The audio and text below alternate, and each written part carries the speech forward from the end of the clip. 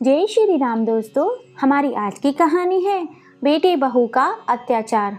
घर के पीछे अंधेरी सी कोठरी में टूटी सी खाट पर भूख प्यास से निढाल पड़ी शकुंतला जी को 24 घंटे से भी ऊपर हो चुके थे कमरे में बंद किए हुए। थोड़ा सा तरस खाते हुए जब उनके बेटे ने दरवाज़ा खोला तो शकुंतला जी अपने बेटे के पैर पकड़ते हुए बोली, बेटा, इस पापी पेट में बहुत जोर की भूख लग रही है, अब और बर्दाश्त नहीं हो रहा। कुछ नहीं तो रात की बची हुई रोटियां ही दे दे। पता नहीं बेटे को कैसे अपनी बूढ़ी माँ पर तरस आ गया और रात की बची हुई 2 बासी रोटी और थोड़ा सा गुड़ प्लास्टिक की एक प्लेट में पटकते हुए बोला, ले बुढ़िया, ठूस ले। जैसे ही शकुंतला जी उस थाली को हाथ में उठाती हैं तो देखती हैं थाली में 2 रोटी और थोड़ा सा गुड़ था। तभी शकुंतला जी बेटे से बड़ी ही डरी सहमी आवाज में बोली, बेटा, तू तो जानता ही है मेरे दांतों से सूखी रोटी चबाई नहीं जाएगी। अगर बहू से कहकर थोड़ी सी पतली सब्जी दे देता तो मैं उसमें डुबोकर आराम से खा लेती। बूढ़ी माँ का इतना सा कहना था कि बेटा झल्लाते हुए बोला, बुढ़िया, तेरी बहू क्या तेरी कोई नौकरानी है? बेचारी दिन भर काम करते करते थक जाती है, अभी थोड़ी देर के लिए आराम करने गई है तो तेरे लिए पकवान बनवाऊं? चुप करके जो दिया है वही खा ले, वरना पड़ी रहे भूखी इसी कमरे में। तीर के समान बेटे की बातों को सुनकर शकुंतला जी की आंखों में आंसू झरने की तरह बह निकले। चुपचाप पास में रखे हुए पानी के लोटे को उठाती हैं और दोनों रोटियों को पानी में भिगो देती हैं और उसी में गुड़ को भी डाल देती हैं। जब रोटी और गुड़ अच्छी तरह से भीग जाता है तो शकुंतला जी गुड़ और रोटी आराम से खा लेती हैं। खाना खाकर शकुंतला जी ईश्वर का धन्यवाद करती हैं और प्लेट उठाकर धीरे धीरे आंगन में जाती हैं और वहीं प्लेट हैंडपंप के पास प्लेट को धोकर रख देती हैं। वापस अपनी अंधेरी कोठरी में वाले कमरे में आकर बैठ जाती हैं। वह कोठरी आंगन के एक कोने में पीछे की साइड बनी हुई थी, जहां सूर्य देव की रोशनी भी बहुत कम आती थी और उनके कमरे में पंखा तक छोड़ो एक लाइट भी नहीं लगी हुई थी। दिन के समय भी उनके कमरे में अंधेरा छाया रहता था। उन्होंने अपने बेटे से बहुत बार बोला, बेटा, मेरे कमरे में एक छोटा सा बल्ब लगा दे, रात में चलने फिरने में मुझे बहुत परेशानी होती है। तो बेटा इतनी सी बात पर ही भड़क गया और बोला, माँ, मुझे कोई और काम नहीं, बस आपके ही फालतू काम करता रहूं और रात को कौन सा आपको कमरे में सुई पूनी होती है जो बल्ब की ज़रूरत पड़ेगी। बेकार में बार बार एक ही बात को बोलकर मेरा दिमाग खराब करती रहती हो। कितनी बार कहा है चुपचाप अपने कमरे में पड़ी रहा करो। माँ को उल्टा सीधा बोलकर अमित वहाँ से चला जाता है। शकुंतला जी अपने बेटे की बातों से दुखी होकर अपने पति की तस्वीर से बातें करने लगी और तस्वीर से बातें करते करते अपने अतीत के पन्नों में खो गई। शकुंतला जी पहले अपने बेटे के संग नहीं बल्कि अपने पति के संग गांव में रहा करती थी। उनके पति गांव के बहुत ही इज्जतदार सज्जन व्यक्ति थे। सब लोग उनका बहुत ही आदर सम्मान किया करते थे। उनके पति गौरी शंकर जी का अभी 6 महीने पहले ही दिल का दौरा पड़ने की वजह से वह भगवान को प्यारे हो गए। अमित के पिता के निधन के बाद शकुंतला जी को अमित और सुनीता गांव से शहर लेकर अपने घर आ गए, क्योंकि गांव में अब शकुंतला जी की देखरेख करने वाला कोई नहीं था। इसलिए मजबूरन अमित और सुनीता को शकुंतला जी को अपने साथ अपने घर शहर लाना पड़ा। वह मजबूरन शकुंतला जी को ले तो आए थे, मगर रोज सुनीता शकुंतला जी पर किसी न किसी बात को लेकर हमेशा ताने मारती रहती थी। सुनीता को अपनी सास शकुंतला जी फूटी आंख नहीं सुहाती थी। दिन भर जब तक उन्हें 4 कड़वी बातें न सुना ले तब तक तो उसका मन नहीं भरता था। वैसे तो शकुंतला जी को देखते ही सुनीता के तन बदन में आग लग जाया करती थी, लेकिन वह इसलिए भी चुप थी क्योंकि इतने बड़े शहर में उसे फ्री फोकट की काम वाली बाई जो मिल चुकी थी। सुनीता शकुंतला जी से दिन रात इतना काम कराती कि दिन भर काम करते करते शकुंतला जी की हालत खराब होने लगी थी। एक दिन अपने बेटे से परेशान होकर शकुंतला जी वापस अपने गांव चली गईं। गांव जाने के बाद भी शकुंतला जी को सुख नसीब नहीं हो पाया। अब पति तो रहे नहीं थे और बेटा पैसे देता नहीं था, तो एक एक पैसे के लिए अब वह मोहताज हो चुकी थी। गांव के आसपास के लोग उन्हें खाने पीने में मदद कर दिया करते थे, लेकिन वह भी कितने दिन तक मदद करते। थक हार कर एक दिन शकुंतला जी ने अपने बेटे अमित को फ़ोन किया और बोली, बेटा अमित, इस पापी पेट को पालने के लिए 2 वक्त की रोटी तो सबको ही चाहिए होती है, और आजकल मेरी थोड़ी तबीयत भी ठीक नहीं रहती।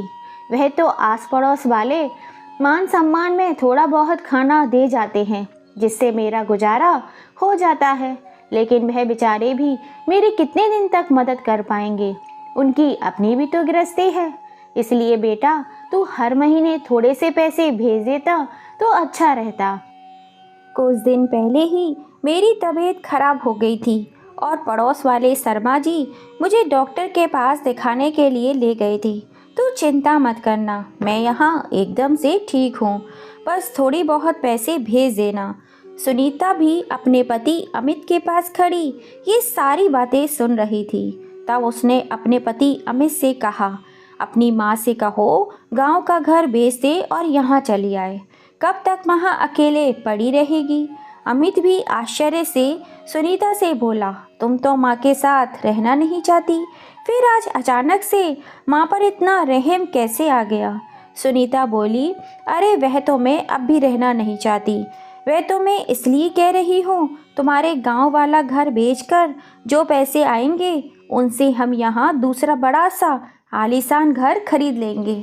अमित को भी सुनीता का यह आइडिया बहुत अच्छा लगा और उसने अपनी माँ शकुंतला जी को कहा, माँ तुम अकेले वहाँ कब तक रहोगी? हमें यहाँ अच्छा नहीं लगता कि तुम वहाँ अकेले रहती हो।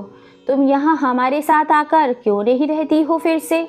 अब तो तुम्हारी बहू भी राजी हो चुकी है तुम्हें रखने के लिए, और फिर तुम जानती ही हो कि मैं इतना नहीं कमाता कि यहाँ का और गांव का खर्चा एक साथ उठा सकूं। आप एक काम क्यों नहीं करती? गांव का घर बेचकर यहाँ क्यों नहीं आ जाती हमेशा हमेशा के लिए हमारे पास? आखिर बहू बेटे के होते हुए आस पड़ोस वाले कब तक आपकी मदद करेंगे? इतना कहकर अमित ने फ़ोन रख दिया। फ़ोन रखते ही सुनीता बोली, अमित, मैं तुम्हें पहले ही बता देती हूँ, मैं तुम्हारी माँ का बोझ नहीं उठा सकती। वह तो गांव वाला घर बेचना था तो उन्हें यहाँ लाने का लालच देना पड़ा। बकरे को हलाल करने के लिए चारा तो डालना ही पड़ता है। अमित बोला, सुनीता तुम फिक्र मत करो, माँ का इंतज़ाम मैं कहीं और कर दूँगा, बस तुम एक बार माँ को गांव वाला घर बेचने तो दो। यह सुनते ही सुनीता की खुशी का ठिकाना ना रहा और उधर गांव में शकुंतला जी अपने बेटे के प्यार से बोले गए शब्दों में पिघल गई। उन्हें लगा शायद मेरा यहाँ आने से बहू बदल गई होगी, उसे मेरी थोड़ी बहुत अब अहमियत समझ में आ गई होगी, इसलिए तो बहू बेटे दोनों कह रहे थे, माँ यहाँ आ जाओ। और फिर मैं बूढ़ी औरत यहाँ अकेले कब तक पड़ोसियों के सहारे रहूँगी। शकुंतला जी ने जल्दी से घर बेचने के लिए गांव के जमींदार के यहाँ पर अपील कर दी। शकुंतला जी के 2 बेटे थे, अमित से छोटा एक और बेटा था जिसका नाम था दीपक। एक बार गौरी शंकर जी ने उसे किसी बात पर बहुत ज़्यादा डांट दिया था, इसी कारण वे नाराज होकर घर छोड़कर चला गया। उसे घर से गए हुए 10 साल हो चुके थे। गौरी शंकर जी ने उसे ढूंढने की बहुत कोशिश की और उसका कहीं भी पता ना चला। उसी की याद में शकुंतला देवी जी हर रोज चुप चुप कर रोया करती थी। एक बेटा तो घर छोड़कर चला गया और दूसरा बेटा नौकरी करने के लिए शहर चला गया और शहर में ही शादी करके बस गया। गौरी शंकर जी जब तक जिंदा थे तब तक तो शकुंतला जी को किसी भी बात की कोई चिंता नहीं थी। गौरी शंकर जी शकुंतला जी का बहुत ही ध्यान रखा करते थे। दोनों पति पत्नी पूजा पाठ में हमेशा अपना ध्यान लगाए रखते थे, परंतु गौरी शंकर जी के देहांत के बाद शकुंतला जी बिल्कुल ही अकेली हो गई। बहू और बेटे तो थे, लेकिन बस एक नाम मात्र के। अकेले होने का दर्द सहन करते करते वे थक चुकी थी। इसलिए जब उनके बड़े बेटे अमित ने इतने प्यार से कहा तो वह मना नहीं कर पाई। इसलिए शकुंतला जी अपना गांव वाला घर बेचने के लिए तैयार हो गई, वरना उस घर से उनकी बहुत सारी यादें जुड़ी हुई थी, क्योंकि शकुंतला जी इसी घर में दुल्हन बनकर आई थी। गौरी शंकर जी के संग अपने पति और बच्चों के संग बिताए हुए हर छोटी या छोटी यादें उस घर में बसी हुई थी। वह घर नहीं, उनकी आत्मा थी। उस घर में उन्हें हमेशा अपने पति के होने का एहसास होता था। वह कभी भी वहाँ अपने आप को अकेला महसूस नहीं करती थी। उन्हें हमेशा ऐसा लगता था जैसे गौरी शंकर जी उन्हीं के साथ हो। शकुंतला जी का घर बहुत बड़ा था, इसलिए अच्छे खासे दामों में बिक गया और शकुंतला जी अपना पूरा सामान पैक करके अपने पड़ोस में रहने वाले वर्मा जी के बेटे के संग शहर के लिए रवाना हो गई। अमित और सुनीता पैसों की लालच में शकुंतला जी की राह देखने लगे। दूसरे दिन शकुंतला जी राम के साथ शहर पहुंच गई। शकुंतला जी को राम पैसों से भरा हुआ बैग उनके हाथ में देकर बोला, अम्मा यह लीजिए आपकी अमानत। पैसों से भरा हुआ बैग देखकर अमित झट से बोला, माँ कहाँ संभाल पाएगी इन पैसों को, लाओ यह बैग मुझे दे दो, मैं इसे लॉकर में रखवा देता हूँ।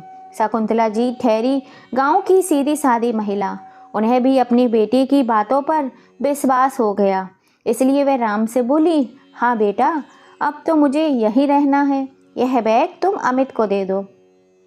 शकुंतला जी बोली, बेटा वैसे भी जो मेरा है वह मेरे दोनों बच्चों का ही तो है, दीपक का तो कुछ अता पता है नहीं, अब जो भी है सब अमित का ही है। राम पैसों वाला बैग अमित को पकड़ा देता है और वहाँ से वापस अपने गांव के लिए रवाना होने लगा। तो शकुंतला जी बोली, बेटा गांव की बड़ी ही याद आएगी, तुमने हर सुख दुख में मेरा बहुत साथ दिया है। मेरा तो शहर आने का कभी मन ही नहीं था, मगर मजबूरी में मन मान कर मुझे आना पड़ा। राम बोला, अम्मा हमें भी आपकी बहुत याद आएगी, आपसे ही तो हमारे गांव में रौनक थी। इधर अमित और सुनीता को जो चाहिए था वह उन्हें मिल चुका था। दोनों के हाथों में पैसों से भरा हुआ बैग लग चुका था, इसलिए दोनों की खुशी का ठिकाना ना रहा। पैसे से भरा हुआ बैग हाथ में लिए दोनों बड़े घर के सपने देखने लगे, लेकिन शकुंतला जी के लिए यह खुशी एक भयानक सजा बनने वाली थी। 2 दिन के बाद ही शकुंतला जी का चश्मा कहीं खो गया था। वे अपना चश्मा काफ़ी देर से ढूंढ रही थी, तो वह बहू सुनीता से बोली, बहू तुमने मेरा चश्मा कहीं देखा है क्या? सुनीता बोली, माँ मैं कब से देख रही हूँ आपको, आपसे खुद का एक चश्मा भी नहीं संभाला जाता। मैं क्या आपकी कोई नौकरानी हूँ जो आपकी चीज़ों को संभाल कर रखूँगी? सुनीता की आवाज़ सुनकर कमरे से निकलता हुआ अमित आकर बोला, माँ क्यों सुबह सुबह सबको परेशान कर रही हो? चश्मा ही तो है, वैसे भी तुमको क्या करना है देखकर, सारे दिन खटिया पर पड़ी ही तो रहती हो, फिर चश्मा का क्या करोगी? अरे नहीं मिल रहा है तो बाद में ढूंढ लेना। अपनी बहू को छोटी छोटी बातों पर परेशान मत किया करो, उसके पास और भी बहुत सारे काम होते हैं। शकुंतला जी बेटे के मुंह से ऐसी बातें सुनकर अपने कमरे में चारपाई पर जाकर बैठ गई और मन ही मन उन्हें डर लग रहा था कि पिछली बार इन लोगों ने जैसा दुर्व्यवहार मेरे साथ किया था, शायद इस बार भी यही करने वाले हैं। यह दोनों अच्छे होने का मेरे संग शायद ढोंग कर रहे थे। हे भगवान, मेरी बुद्धि पे तो खराब पत्थर पड़ गए थे जो मैं अपनी बेटी की बातों में आकर अपना घर बेच कर आ गई। अब तो मैं कुछ कह भी नहीं सकती, नहीं तो मुझे घर से निकाल देंगे ये दोनों नालायक। फिर कहाँ जाऊंगी मैं? यह सारी बातें सोचते सोचते शकुंतला जी फिर से अपने अतीत के पन्नों में खो गई। गौरी शंकर जी शकुंतला जी को बहुत मान सम्मान दिया करते थे। छोटे बड़े हर काम में शकुंतला जी से पूछ कर ही किया करते थे। अपने घर की महारानी थी शकुंतला जी, लेकिन वही आज बेटे के लिए बोझ बन चुकी थी। अमित की शादी हो जाने के बाद उसकी गृहस्थी में कभी भी कोई दखल अंदाजी नहीं करी थी उन्होंने। और यही दूसरी तरफ सुनीता अपने ससुराल वालों को एक फूटी आंख नहीं देखती थी। सुनीता जब शादी कर कर आई थी तो उसने पहले ही दिन शकुंतला जी से कह दिया था कि उसने सिर्फ अमित के लिए शादी की है, आप लोगों की सेवा करने के लिए नहीं। और उधर बेटे ने भी शकुंतला जी से कह दिया था, माँ, सुनीता को परिवार में रहने की आदत नहीं है, उससे घर के काम और आपकी सेवा की कोई उम्मीद मत रखना। बस वह पहली और आखिरी बार था जब अमित सुनीता को शादी के बाद गांव लेकर आया था। उसके बाद दोनों ने कभी भी गांव में कदम तक न रखा और ना ही कभी अपने माता पिता को अपने पास शहर रहने के लिए बुलाया। दोनों शहर में ऐसे बसे कि बस शहर के ही होकर रह गए। उन्हें कोई मतलब नहीं था कि उनके माँ बाप गांव में कैसे रह रहे होंगे। वह दोनों अपनी ही मस्ती में मस्त थे। पिता के देहांत के बाद भी अपनी माँ पर जरा भी तरस न खाया। इसीलिए शकुंतला जी पिछली बार का बर्ताव याद करके डरे जा रही थी, क्योंकि पिछली बार तो उनके पास गांव में रहने के लिए घर तो था, लेकिन इस बार तो उन्होंने अपने बेटे के बहकावे में आकर गांव वाला घर भी बेच दिया था। इसलिए अब उनके पास दूसरा और कोई रास्ता भी नहीं था जहाँ और कहीं जाने का। यही सोच सोच कर वे हमेशा घबराए जाया करती थी, चुपचाप एक कोने में पड़ी रहा करती थी। किंतु सुनीता को उनके घर में पड़े रहना भी बर्दाश्त नहीं हो रहा था। सुनीता ने अपनी सास से घर में काम करवाना शुरू कर दिया। शकुंतला जी के घर में आते ही उसने घर की काम वाली बाई को भी निकाल दिया था और झाड़ू, पोंछा, बर्तन, खाने का सारा काम वह अपनी सासू माँ से ही करवाया करती थी। उम्र और बीमारियों की वजह से बूढ़ी हड्डियों में इतनी भी जान नहीं थी, किंतु फिर भी वह आराम आराम से घर के सारे काम कर दिया करती थी, क्योंकि उनके सामने दूसरा और कोई रास्ता भी नहीं था। दोस्तों, कहते हैं ना, मरता क्या ना करता। रात में थक हार कर चूर हो जाती, अगले ही दिन फिर से काम में लगना पड़ता था। एक दिन शकुंतला जी को रोटी बना रही थी। रोटी बनाते बनाते उनका सर घूमने लगा और रोटी तवे पर थी। जब उन्हें होश आया तो देखा रोटी जलकर राख हो चुकी थी। पूरे किचन में धुआं ही धुआं हो गया था। धुएं की बदबू से सुनीता भी तुरंत भागकर किचन में आ गई। किचन में धुआं और जली हुई रोटी देखकर सुनीता आग बबूला होते हुए गैस पर रखा हुआ तवा गरम गरम उठाकर अपनी सास को दे मारा, जो शकुंतला जी के सीधे हाथ पर जाकर लगा। उन्हें पहले से ही इतनी चक्कर आ रहे थे और बहू के हाथों से गरम गरम तवा पड़ने के बाद दर्द से कराहती हुई शकुंतला जी नीचे गिर पड़ी। हाथ पर लगे गरम तवे का दर्द इतना नहीं था जितना उनके दिल में बहू के इस भयानक रूप का था।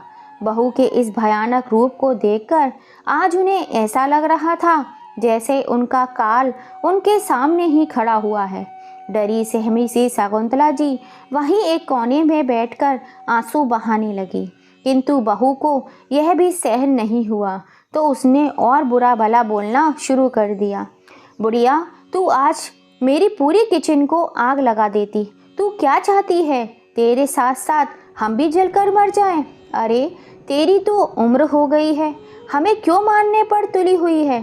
तुझे हमारी खुशी बर्दाश्त नहीं होती? गांव से शहर में क्या आ गई? तेरे तो पर ही निकल आए हैं। अमित भी इस समय ऑफिस से घर ही आया था और सुनीता की आवाज़ सुनकर सीधा किचन में गया।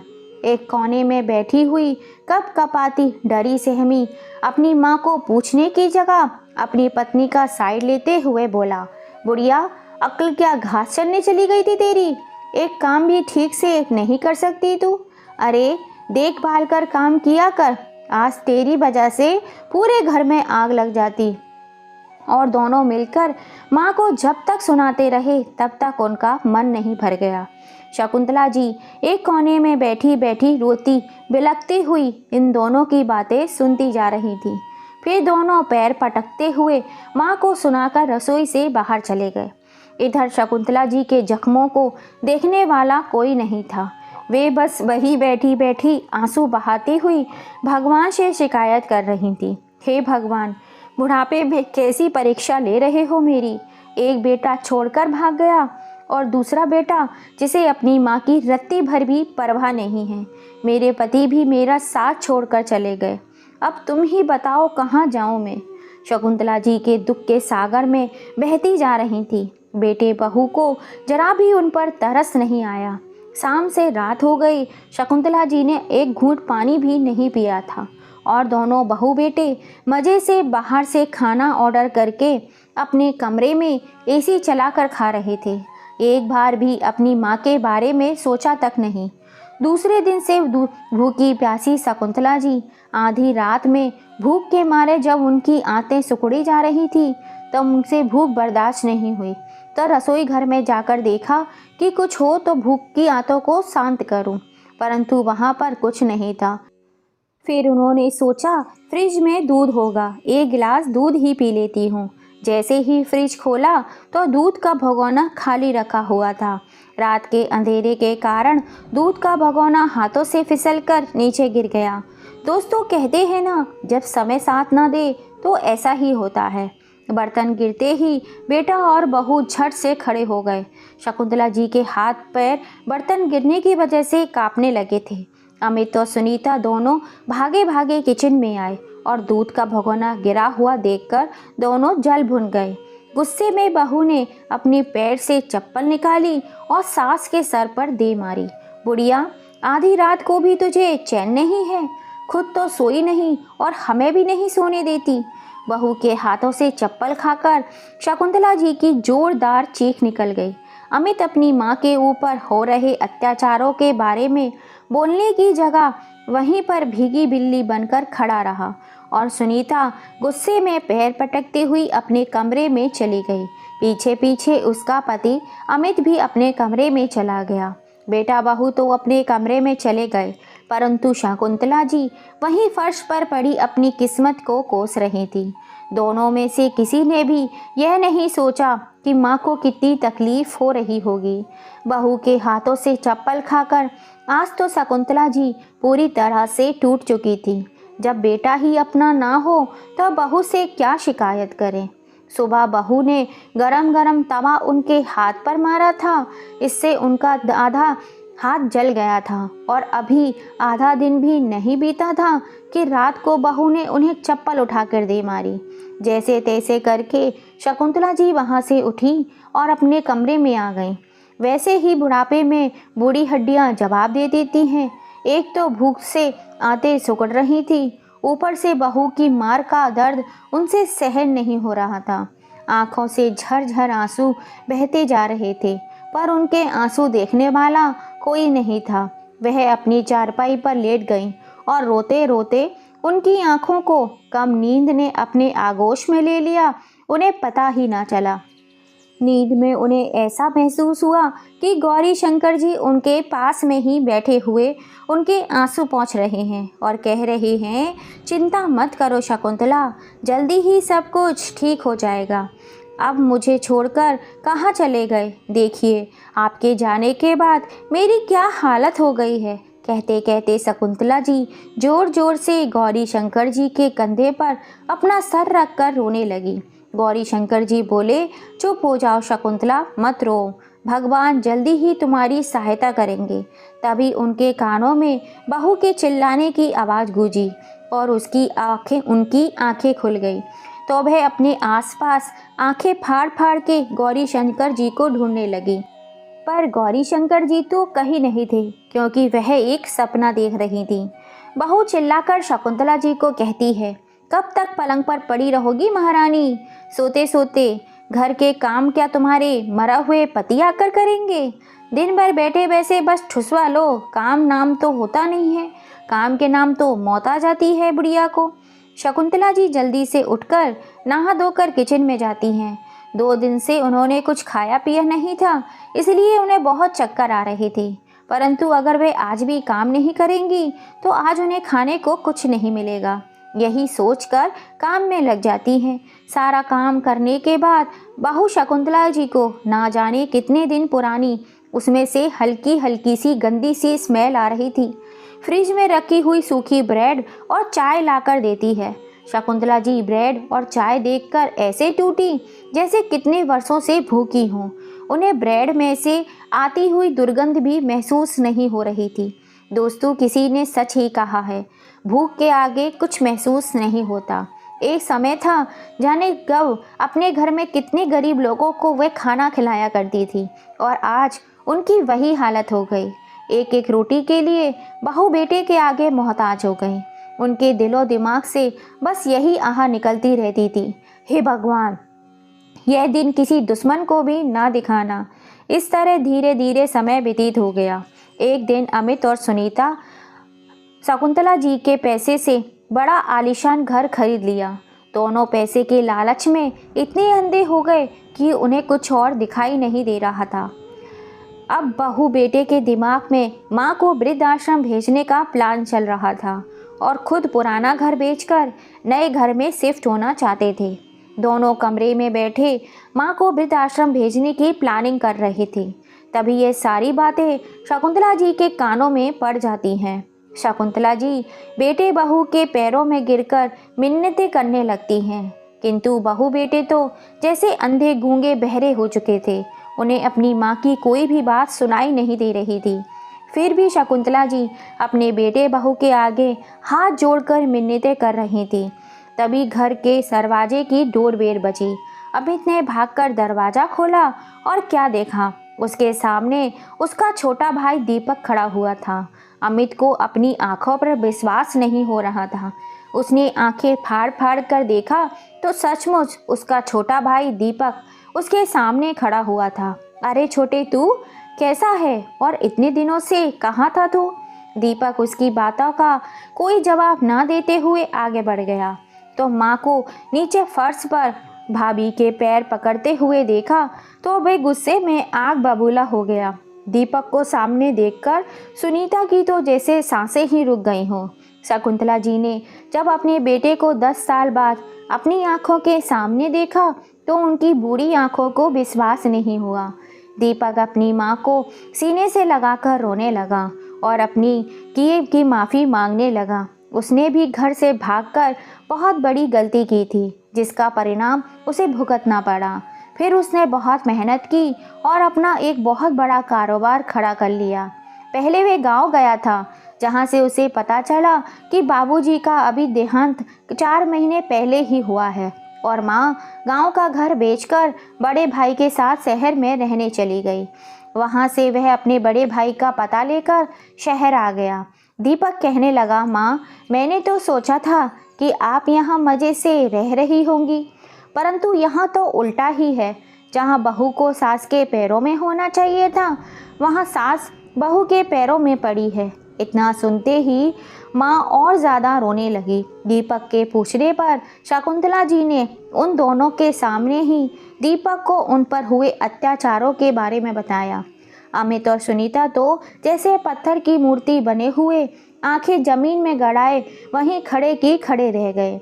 दीपक ने जब अपनी माँ के ऊपर हुए अत्याचारों के बारे में सुना तो उसका खून खौल उठा।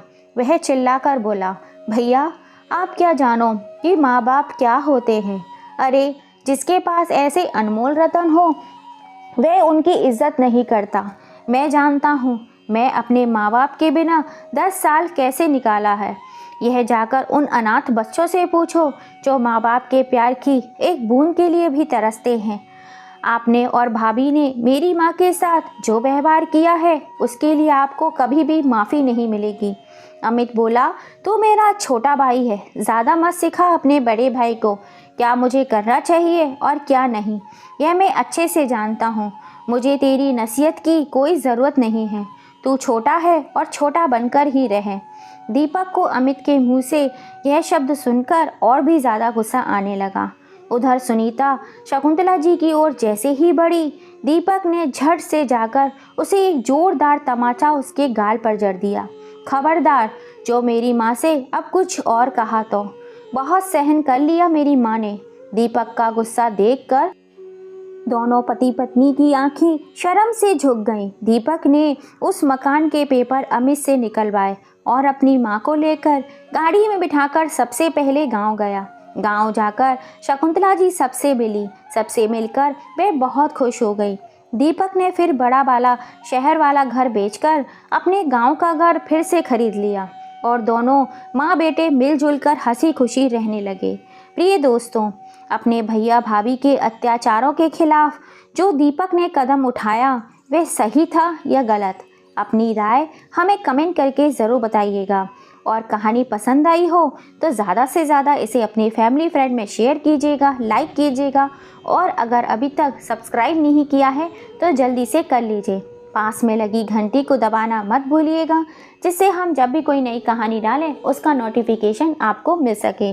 और प्रिय दोस्तों, आप हमारी कहानी कहाँ कहाँ से देख रहे हैं प्लीज़ कमेंट करके ज़रूर बताइएगा। फिर मिलेंगे। जय श्री राम।